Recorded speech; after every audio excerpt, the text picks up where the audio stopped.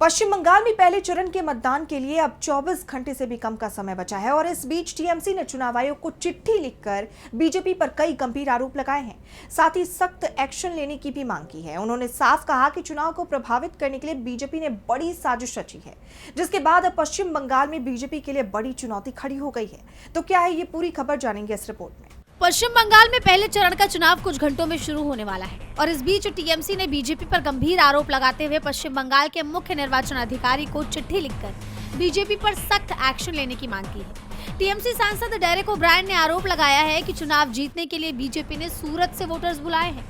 निर्वाचन अधिकारी को लिखी चिट्ठी में उन्होंने कहा, बीजेपी की गुजरात इकाई ने पश्चिम बंगाल के प्रवासी श्रमिकों को बंगाल लाने के लिए विशेष ट्रेनों, मुफ्त यात्रा, भोजन और जलपान की व्यवस्था की है।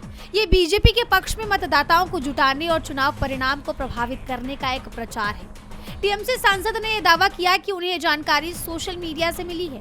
उन्होंने एक सोशल मीडिया हैंडल का जिक्र करते हुए कहा कि सुधा निधि बंदोपाध्याय नाम से एक हैंडल से 21 अप्रैल 2026 को एक पोस्ट की गई, जिसमें खुलेआम कहा गया कि सूरत से बंगाल के लिए बीजेपी की विशेष ट्रेन रवाना हो गई है।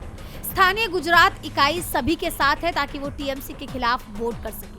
उन्होंने आगे कहा कि इंडियन रेलवे केंद्र सरकार के अधीन है और उसका उपयोग किसी राजनीतिक दल के फायदे के लिए नहीं किया जा सकता। इसके साथ ही उन्होंने मांग की कि आचार संहिता और आरपीए के उल्लंघन के लिए बीजेपी और उसके नेताओं को कारण बताओ नोटिस जारी किया जाए।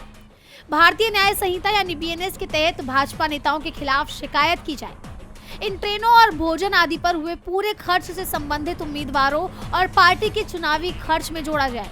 डेरेक ओब्रायन ने यह भी मांग की कि ये सुनिश्चित किया जाए कि चुनाव के दौरान बीजेपी ऐसी कोई सेवा दोबारा न दे सके।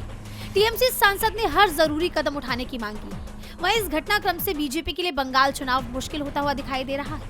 अब देखना होगा कि बीजेपी इससे कैसे निपटती है। डीबी लाइव की रिपोर्ट।